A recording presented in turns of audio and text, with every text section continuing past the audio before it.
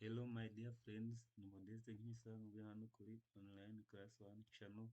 Uyu munsi tugiye kurebera hamwe ese ni gute wakora block hano muri AutoCAD. Ese ubundi block ni iki? Ubundi iyo bavuze block baba bavuze igishushanyo ushobora kuba warakoze mbere, ubundi waba ugikeneye ntihongere kugera ute kugishushanyo. Okay, murabona izi ni zimwe muri blocks nakoze.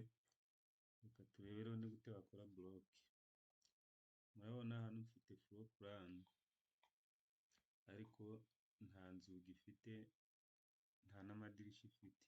Okay, ngiye gukora urugi rero n'idirishya rifite 70. Okay,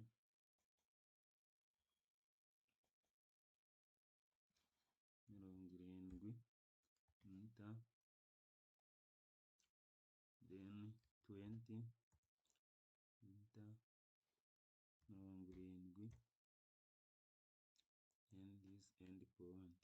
Okay, mfate offset 5 cm, enter, ubundi no offsetting. Okay, nze mfate indi offset 10, no, offset 10 cm. Okay, ubundi nze nkore trim this one. Okay, murabona idirishya ndarifite. Ngiye gukora urugi rero ubundi mpite mbigira block. Okay, urugi twabonye ko barukora, barakora uko ushaka. Then let me take offset 5. Okay, then ufate circle uhereze dimension ya 70, then enter. Urabona urugi rufite 70 ni uku rungana. Nze mfate twa turongo twanjye mu extending, ubundi bihure n'iriya circle. Okay, ubundi nze nkore trim.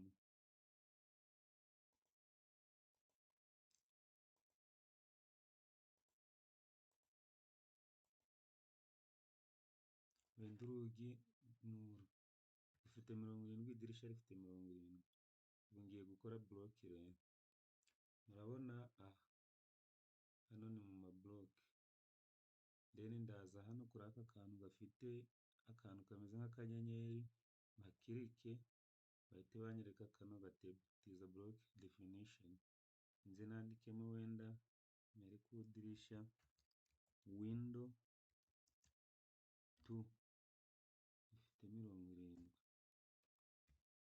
Okay, nze hano kuri peak point. Okay, hano kuri peak point ni nko guhitamo coordinates z'iryo dirishya. Naza hano kuri peak point, then nze hano nkirikeho rimwe any point hano mu dirishya, ubundi nze hano kuri select object, nze bakande, ubundi nselecting ya objet nshaka kugira block. Elema zose zigize iyo object zigomba kuba selected. Okay, then ugapressinga enter, bakagusubiza ka gatebo. Kaza hano muri description kandikamo all details zose mbese zigize iyo block yawe. Ushobora kwandikamo window 2 70 cm. Ushatse wakwandika na materiel zirigize, ubundi block ukayibika. Okay, uhita ukanda okay. Imaze gukora block, iyo uje guselectinga tubona ko yabaye one element, ntabwo ikigizwe n'uturongo twinshi. Okay, ubu hasigaye gukora block y'urugi, ubundi tukareba ese ni gute wazishyira hariya muri floor plan. Ndaza nkore ku rugi nk'ibisanzwe, hano ku ma block, then nandikeho door 270 cm, it is like a block name, then nze hano kuri pick point, nze nkirike 1 point, 1 click, then nze hano kuri select object, nze selecting ya obuje nshaka kugira block. Okay, then enter. Iyo umaze gukirika enter bahita bagusubiza ya table, ukandika description, the door 270 cm, ubundi n'izindi details zose ukazishyiraho, then ugakanda okay. Murabona block ebyiri zabonetse.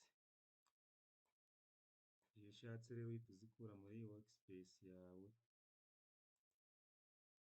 ubundi wamara kuzikuramo, murabona floor plan ugiye kuinsatingamo ziriya nzugi n'amadirisha.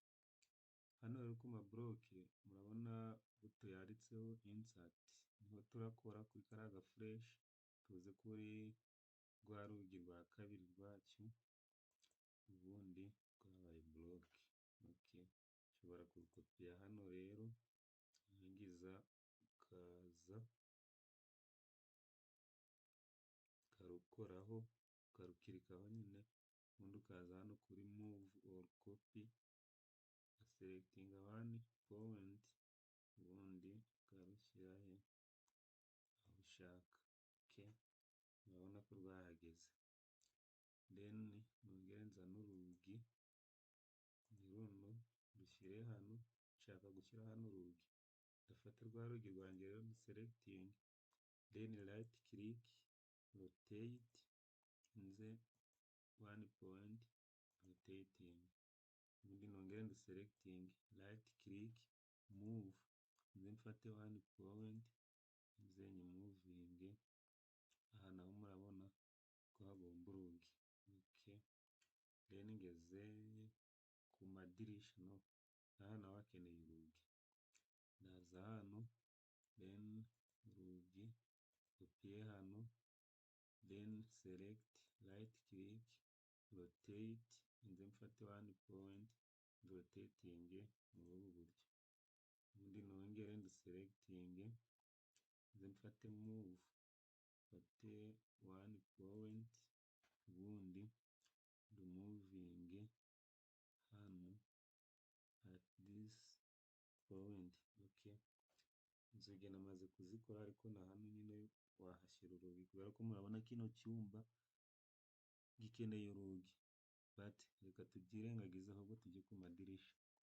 Ndaza hano mfate window, this window 2 niri.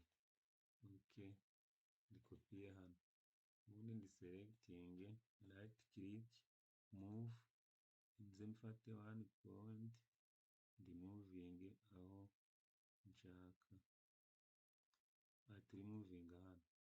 Okay, cyangwa se ufata rya dirisha niri ukarishyira hano, then ukareselectinga, right click, ugakopiya selection, ubundi ukaza ugafata 1 end, ukaza ukarikopiya hano, hano rirakenewe, ahandi rikenewe ni hano, then ahandi rikenewe ndakeka ahandi riba rihagaze turaba turiretse, then tuze turi selecting, right click, rotate, kugira ngo turihagarike, tuze dufate 1 point, ubundi turihagarike, nuko twongere turi selecting, then kore right click, copy selection, then tuze dufate 1 end point, tuze turishyire ahantu hose tugize turikeneye. Hariya rirakenewe, ahandi rikenewe, maybe ukamfatira end point yo hejuru, right click, copy selection, nze mfate this point, ubundi nze ndishyire aha rirakenewe,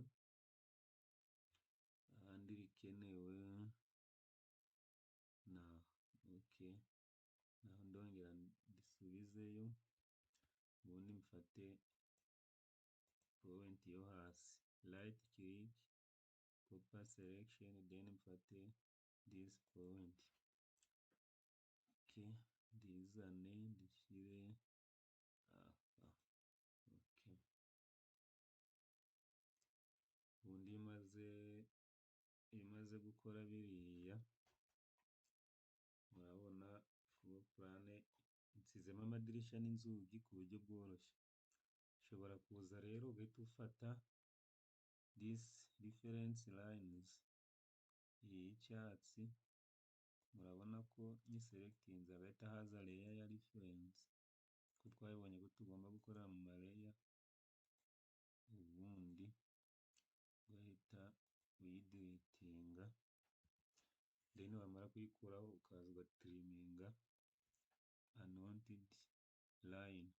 Turaza hano kuri trim dukuremo imirongo yose tudakeneye, okay. Ndakeka iyi nayo ntabwo ikenewe, but hano habayemo kwibesha, tube tubiretse kuriya, then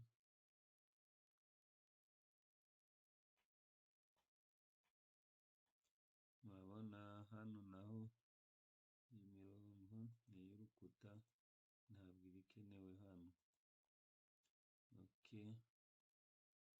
Ubundi ndakeka ibindi bisigaye umuntu ashobora kubikora, but iyi ni floor plan. Hano nawe ushobora kuhashyira urugi, ukavuga uti reka nze uhashyire urugi,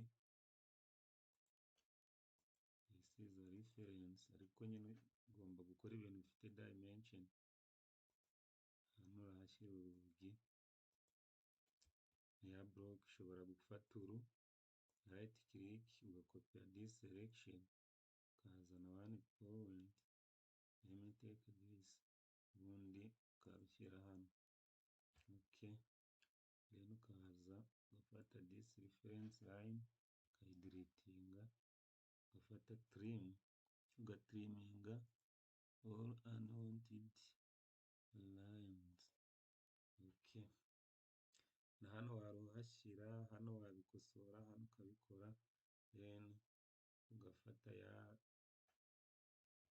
block yawe ukayideletinga hano muri workspace, kubera ko hano mu ma blocks murabona ko inarimo, wakora na block zirenga 200, okay. Guys, ndakeka iyi video yabasanze in good condition, kandi mbashimiye uburyo mukomeje gukora subscribe hano kuri online class 1 channel.